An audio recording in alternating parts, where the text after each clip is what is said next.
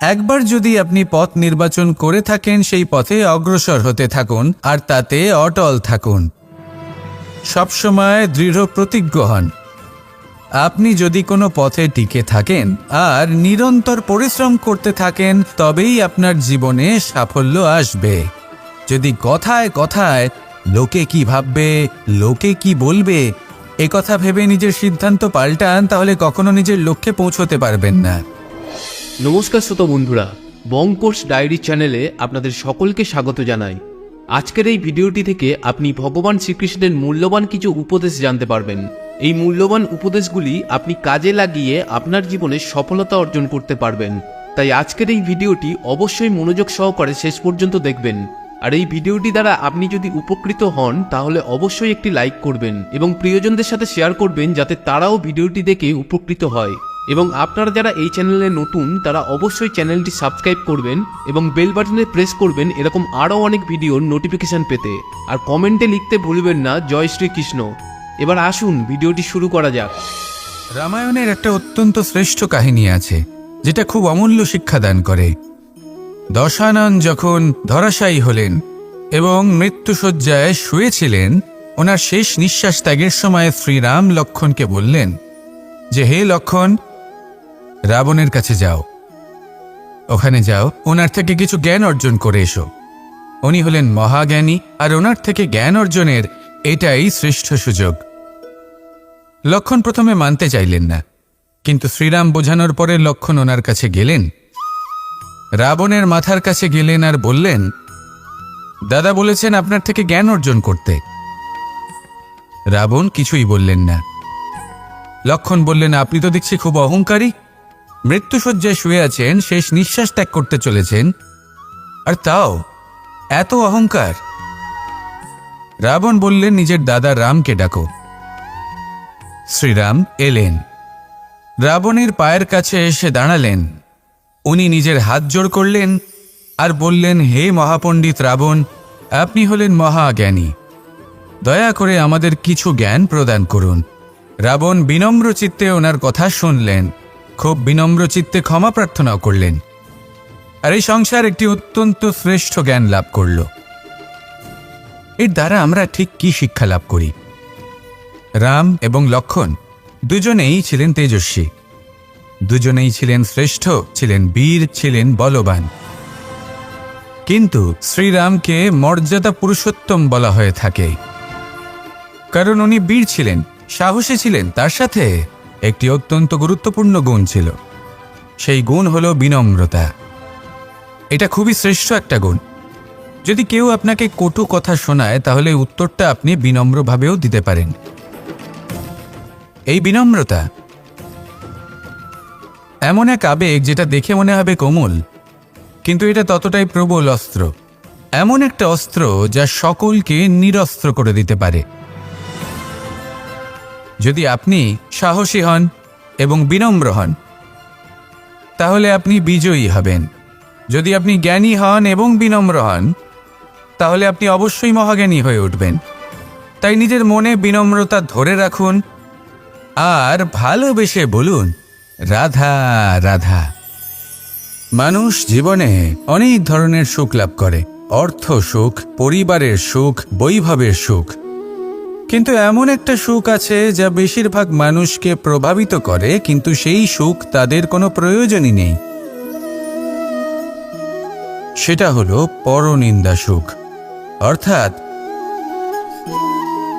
এমন কোনো ব্যক্তিকে নিয়ে নিন্দা করা, তার প্রতি অনুচিত শব্দ প্রয়োগ করা, কারণ সেই ব্যক্তিকে আপনি পছন্দ করেন না। আর এমন অনেক মানুষ আছেন যারা এই কাজ করে খুব আনন্দ লাভ করেন, যেটা করা উচিত নয়, কারণ এতে আপনার সময়, আপনার ঊর্জা, আপনার নিজের অন্তরের ইতিবাচক শক্তি আপনি নষ্ট করে ফেলছেন। আর এই সব কিছুই আপনার প্রয়োজন আছে। যাদেরকে আপনার পছন্দ নয়, সেই ব্যক্তির বিষয়ে কথাই বলবেন না। সেই সব ব্যক্তির দিকে মনোনিবেশ করুন যাদের আপনি ভালোবাসেন। সেই সব কাজে মন দিন যেগুলো আপনার ভালো লাগে। সেই বস্তুর দিকে নজর দিন যেগুলো আপনার প্রিয়, নিজের লক্ষ্যের দিকে, এই সব কিছুর দিকে নয়। এমনটা করলে আপনার জীবনে আপনি সেই সব বস্তুর দিকে নজর দিতে পারবেন যারা প্রকৃত অর্থে আপনার জীবন আরও শ্রেষ্ঠ করে তোলে। এমনটাই করুন, জীবন আরও অনেক বেশি সুন্দর হয়ে উঠবে। আর তখন এই মন প্রসন্ন হয়ে বলবে, রাধা রাধা। আজ আমরা আবার সাফল্য আর অসফলতার বিষয়ে কথা বলবো। সফল ব্যক্তি কে হয় এবং অসফল ব্যক্তি কে হয়, এই বিষয়ে আমরা আগে অনেকবার কথা বলেছি। প্রত্যেক ব্যক্তি সাফল্য লাভ করতে চান, কিন্তু প্রত্যেক ব্যক্তি সাফল্য লাভের এই কাজে সফল হতে পারেন না। এবার এটা কেন হয়, এর পেছনে কারণটা কি? কারণ হলো ভয়। সফল ব্যক্তি হলেন তিনি যিনি নিজের সিদ্ধান্ত দ্বারা এই সমস্ত সংসারকে বদলে দিয়ে থাকেন, এবং অসফল ব্যক্তি হলেন তিনি যিনি এই সংসারকে দেখে এর বিষয়ে ভেবে নিজের সিদ্ধান্ত বদলে ফেলেন। প্রয়োজন হল নিজের লক্ষ্যের বিষয়ে ভেবে দেখার, পথের বিষয়ে ভেবে দেখার। একবার যদি আপনি পথ নির্বাচন করে থাকেন, সেই পথে অগ্রসর হতে থাকুন আর তাতে অটল থাকুন। সবসময় দৃঢ় প্রতিজ্ঞ হন। আপনি যদি কোনো পথে টিকে থাকেন আর নিরন্তর পরিশ্রম করতে থাকেন, তবেই আপনার জীবনে সাফল্য আসবে। যদি কথায় কথায় লোকে কি ভাববে, লোকে কি বলবে, একথা ভেবে নিজের সিদ্ধান্ত পাল্টান, তাহলে কখনো নিজের লক্ষ্যে পৌঁছতে পারবেন না। আসুন আমার সাথে ভালোবেসে বলুন, রাধা রাধা। মানুষের 6টি বড় শত্রু রয়েছে, আর এরা অন্য কোথাও নয়, বরং মানুষের অন্তরেই বাস করে।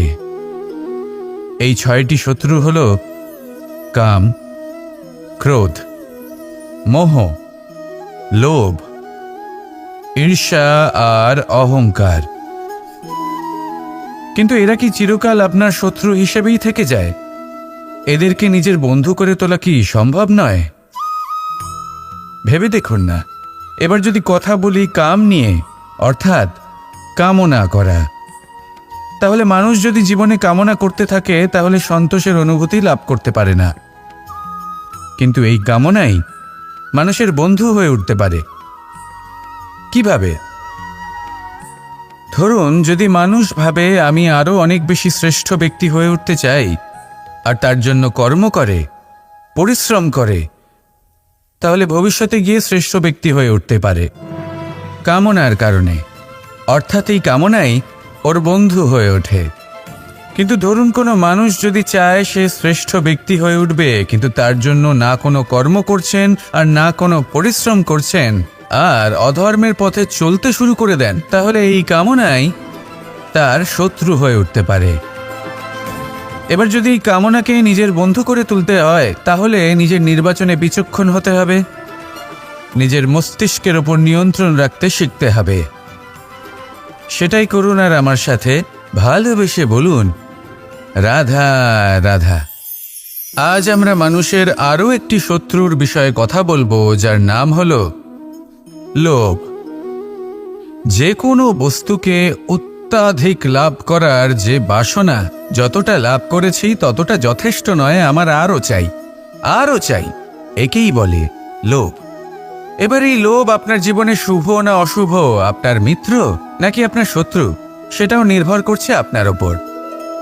যেমন ধরুন, কোনো ব্যক্তির অসম্ভব ধনের লোভ, সে সেটা অর্জন করছে আর সেটা সংগ্রহ করছে, আর সেটা লাভ করার জন্য সে অনৈতিক কাজ করছে। যদি এই সব হতে থাকে, তাহলে লোভ কিন্তু আপনার পক্ষে অত্যন্ত ক্ষতিকারক। কিন্তু যদি সেই ব্যক্তি ধরুন ধন অর্জন করছেন, তার সাথে নীতিও পালন করছেন, আর সংগ্রহ করার পরে সেটা সংসারে ছড়িয়ে দিচ্ছেন, যদি এমনটা হয়, তাহলে এই লোভ আপনার বন্ধু হয়ে উঠতে পারে। যদি আপনার সৎসঙ্গ লাভ করার, সৎকর্ম করার লোভ থাকে, তাহলে আপনি কখনো একা থাকবেন না। যদি ভালোবাসা প্রদান করার লোভ থাকে, এই সংসারকে সাহায্য করার লোভ থাকে, তাহলে এই লোভ, যা সংসারের শত্রু, সেটা কিন্তু আপনার সাথে পরমাত্মার মিলন ঘটাতে পারে। এবার এই লোভকে নিজের মিত্র করে তুলবেন নাকি শত্রু করে তুলবেন, সেই সিদ্ধান্ত আপনারই। আসুন আমার সাথে ভালোবেসে বলুন, রাধা রাধা। একটি সোনার মুদ্রা নিন, সেটা জলে ফেলে দিন, তারপর তুলে নিন, সেটা মাটিতে ফেলে দিন, আবার তুলে নিন, কাদায় ফেলে দিন, আবার তুলে নিয়ে হাতুড়ি দিয়ে তার উপর প্রহার করুন। তারপরেও সেই সোনার মুদ্রার মূল্য সেটাই থাকে যা আগে ছিল, তাই না? এটা হলো উদাহরণ সংসারের সেই প্রত্যেকটা জীবের জন্য, প্রত্যেকটা মানুষের জন্য। কখনো কখনো জীবনে সাফল্যের বদলে আমরা বিফলতা পাই। যতটা আশা করেছিলাম ততটা শ্রেষ্ঠ কর্ম করতে পারি না। কখনো বা আমরা ভুল করে ফেলি, কখনো আমরা অনুচিত কর্ম করে ফেলি, কখনো সংসার আমাদের বুঝতে পারে না। তার পরিণামস্বরূপ এই সংসার আমাদের নিন্দা করে, আমাদের উপেক্ষা করে, আমাদের বিষয়ে কটু কথা বলে, কখনো সামনাসামনি বা কখনো পেছনে। সংসার এমন একটা আচরণ করে যেন আমাদের সাথে কথা বলাটাই একটা বিশাল অপরাধ। এবার সেক্ষেত্রে কি করা উচিত? মনকে শান্ত করা উচিত। বেশিরভাগ ক্ষেত্রেই এমন সময় মানুষ এটা ভেবে বসে যে তার জীবনের কোনো মূল্যই নেই। তার মনে হয় যে সে এই সংসারে শুধু একটা বোঝার সমান। সে নিজেকে ঘৃণা করতে থাকে। ওর মনে হয় যে তার জীবন শূন্য। কিন্তু তা নয়। আপনি সোনার মুদ্রার মতো। যদি আপনার মধ্যে সেই গুণ থাকে, আপনি শ্রেষ্ঠ কর্ম করেন, আপনার মধ্যে সেই বিদ্যা থাকে, আপনি নিরন্তর প্রয়াস করেন, সৎকর্মের পথে এগোতে থাকেন, তাহলে আপনার নিজের যে মূল্য তৈরি হয় সেটা কোনো পরিস্থিতিতে কোনো ব্যক্তি আপনার থেকে কেড়ে নিতে পারবে না। শুধু নিজে ভেঙে পড়বেন না। এটা ভাবুন, যে সম্মান আপনি হারিয়েছেন সেটা আপনি কিভাবে ফিরে পেতে পারেন, তার জন্য কি করতে হবে। যে ধন আপনি হারিয়েছেন সেটা পেতে হবে কিভাবে, তার জন্য কি কি করতে হবে। শান্ত মনে সবটা ভেবে দেখুন, সিদ্ধান্ত নিন এবং অগ্রসর হন। আপনি এই সংসারের কাছে তেমনই হয়ে উঠবেন যেমন আপনার কর্ম হবে। যদি তা শ্রেষ্ঠ হয়, সবাই তাই ভাববে। আসুন আমার সাথে ভালোবেসে বলুন, রাধা রাধা। সূর্য এই সংসারকে আলো প্রদান করে। সূর্যের মনে যদি নিজের তেজের জন্য অহংকার জন্ম নেয়, তখন তার অহংকার ভঙ্গ করে মেঘ। সূর্যের আলো পূর্ণরূপে ঢেকে দেয়। মেঘের মনে যদি নিজের গতি নিয়ে অহংবোধ জন্ম নেয়, তাহলে মেঘের অহংকার ভঙ্গ করে পর্বত। মেঘের গতি অবরুদ্ধ করে দেয়। এবার যদি পর্বত নিজের নিশ্চলতা নিয়ে অহংকার করে, তাহলে সেই অহংবোধ ভঙ্গ করে একটি মূষক। সেই বিশাল পর্বতে একটি ছিদ্র করে দেয়। এবার যদি মূষকের নিজের মনে অহংবোধ জন্ম নেয়, তাহলে জল তার অভিমান ভঙ্গ করে, সেই ছিদ্র দিয়ে প্রবেশ করে। আর যদি জলের মনে অহংবোধ জন্ম নেয়, তখন মানুষ বাঁধ নির্মাণ করে তার গতিপথ রুদ্ধ করে, জলের অহংকার ভঙ্গ করে। আর যদি মানুষের মনে অহংকার জন্ম নেয়, তখন সূর্য নিজের তাপ দ্বারা মানুষের অহংকার ভঙ্গ করে। এই সংসারে অহংকার প্রদর্শন করার কোনো প্রয়োজন নেই। আমাদের সবার মধ্যেই কিছু বিশেষ গুণ আছে, আর সবার মধ্যে কোনো না কোনো দোষও আছে। এই প্রকৃতি আমাদের কি শিক্ষা দেয়? কেউ একে অপরের সাথে লড়াই করে না, একে অপরের জন্য বাধা সৃষ্টি করে না, শুধু নিজের কর্ম করে। সূর্য নিজের প্রকাশ দ্বারা বনস্পতি এবং গাছপালাকে জন্ম দেয়। মেঘ বর্ষা সৃষ্টি করে লুপ্ত হয়ে যায়, আবার নির্মিত হয়। পর্বতের সেই নিশ্চলতা সেই বর্ষাকে একটা দিশা প্রদান করে, আর তারপরে তা ধারা হয়ে প্রবাহিত হয়ে যায়। এইসব কি? এইসব একটা সম্পর্ক, একটা চক্রের মতো। সবাই একসাথে নিজের কর্ম করে, তাই এই চক্র আবর্তিত হয়। এটা আমাদেরও করতে হবে। একসাথে মিলে কাজ করতে হবে। কারোর জন্য বাধা হয়ে উঠলে হবে না, কাউকে ছোট মনে করলে হবে না। এটাই করতে থাকুন। সবাই মিলেমিশে কর্ম করুন। প্রকৃতি আমাদের এই শিক্ষাই দেয়। আসুন আমার সাথে ভালোবেসে বলুন, রাধা রাধা। এই সংসার বলে যে কৃষ্ণ হলো মহাযোগী। কেউ বলে যে কৃষ্ণ হলো সাংখ্যযোগের প্রবর্তক, কেউ বলে ভক্তিযোগের, কেউ বলে জ্ঞান যোগের, কেউ কেউ এটা মনে করেন যে অষ্টাঙ্গ যোগের প্রভু হলাম আমি। কিন্তু এই যোগ আসলে কি?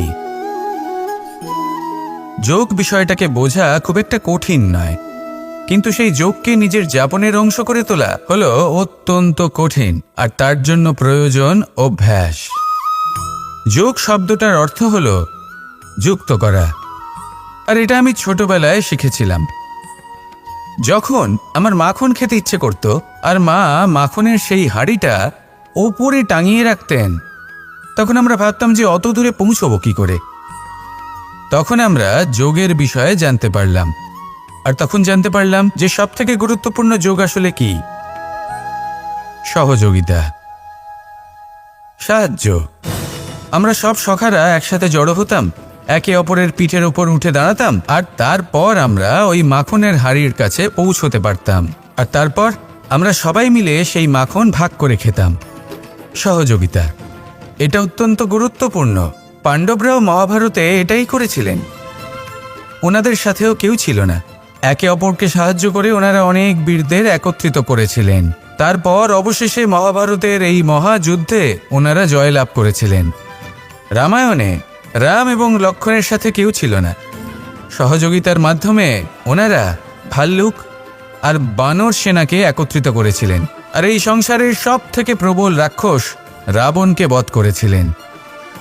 মনে রাখবেন, একসাথে মিলে যদি আপনারা কর্ম করতে শেখেন, তাহলে এই সংসারে এমন কিছুই নেই যেটা আপনি অর্জন করতে পারবেন না।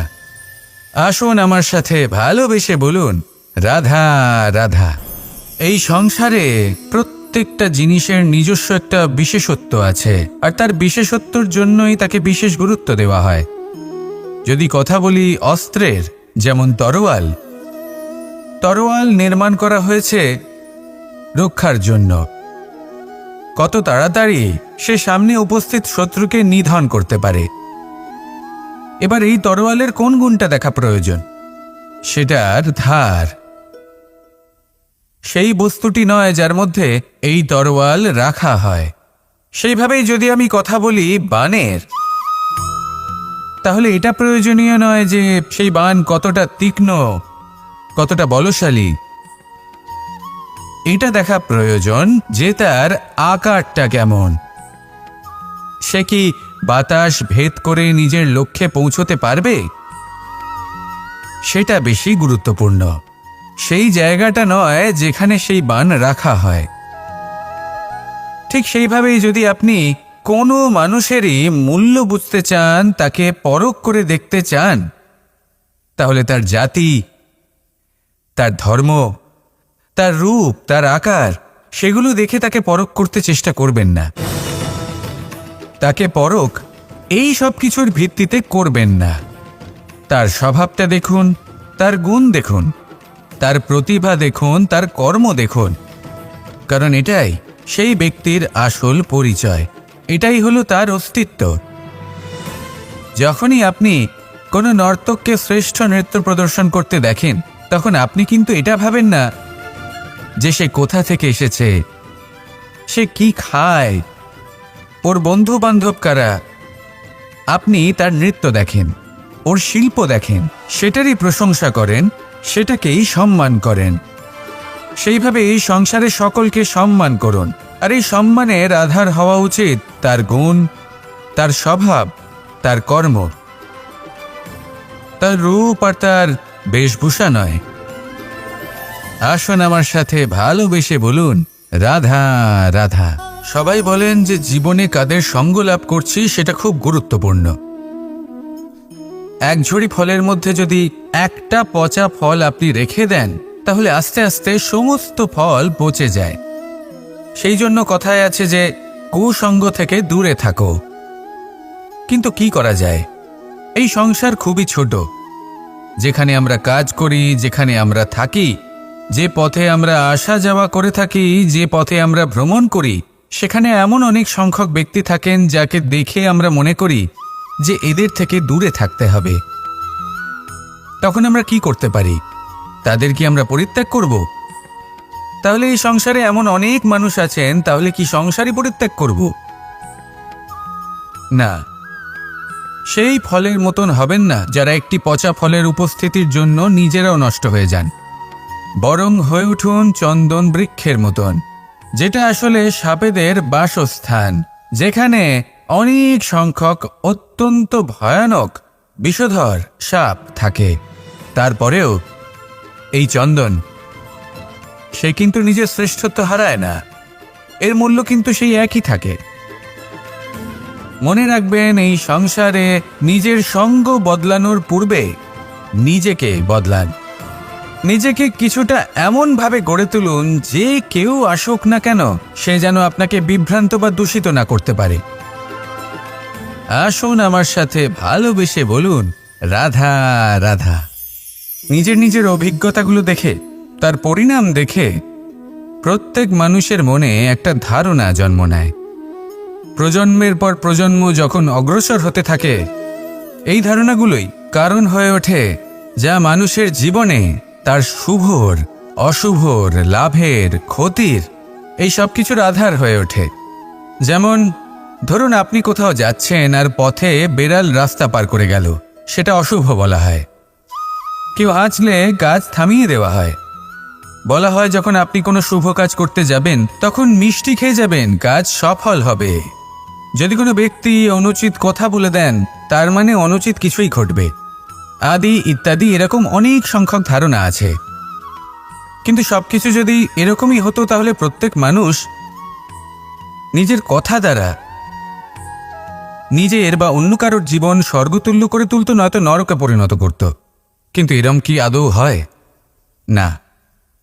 কারণ এই সব ধারণা, এই সব কিছু এর উৎস হলো মানুষের মন, তার মস্তিষ্ক।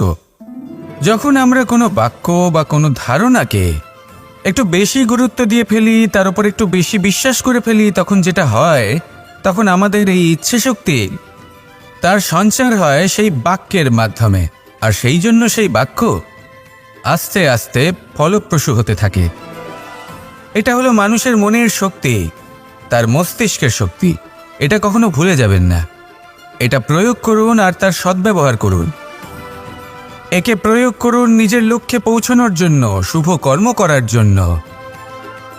আসুন আমার সাথে ভালোবেসে বলুন, রাধা রাধা। কখনো আমরা কোনো হাটে যাই, কোনো বিশেষ বস্তু কেনার থাকে, ওখানে যাই, গিয়ে অন্য কারোর কথা শুনে অন্য কোনো বস্তু কিনে নিয়ে আসি, অদরকারি জিনিস কিনে ফেলি। তারপর ভাবি যে আমরা এরকম কেন করলাম, এটা আমরা ভুল করলাম, আমার এটা করা উচিত হয়নি, আদি ইত্যাদি। মানুষ যখন জীবনে এমনই সিদ্ধান্ত নিয়ে বসে, এমন নির্বাচন করে, তখন সেই সিদ্ধান্ত নিশ্চিত রূপে তার ভবিষ্যতের জন্য অত্যন্ত গুরুত্বপূর্ণ হয়। কিন্তু যদি আপনি কোনো অনুচিত চয়ন করে ফেলেন, তাহলে মন খারাপ করবেন না, সেই গ্লানিবোধ নিয়ে কষ্ট পাবেন না। সামনে অগ্রসর হতে থাকুন, কারণ এই অনুচিত নির্বাচন আপনাকে উচিতভাবে জীবনযাপনের পথ দেখাতে পারে। এবার যদি আমি আপনাকে বলি যে আপনি আগুনে হাত দিন, সেটা কি আপনি করবেন? করবেন না। কেন? কারণ জীবনে কোনো না কোনো দিন আপনি একটা ভুল নির্বাচন করে আগুনে হাত দিয়েছিলেন। তারপরে আপনি শিক্ষা পেয়েছিলেন যে আমি জীবনে আর কোনোদিন আগুনে আর কিছুতেই হাত দেব না। এই জীবনও ঠিক সেরকমই। জীবনের সেই সব অধ্যায়, সেই সব সময় যা ব্যর্থ হয়েছে, সেটা নিয়ে ভেবে সময় নষ্ট করবেন না। সেটা থেকে যে শিক্ষা পেয়েছেন সেটা মনে রাখুন, আর যে অধ্যায় বাকি রয়েছে, যে সময় বাকি রয়েছে, তাতে কিভাবে সফল হওয়া সম্ভব সেই বিষয়ে ভাবুন।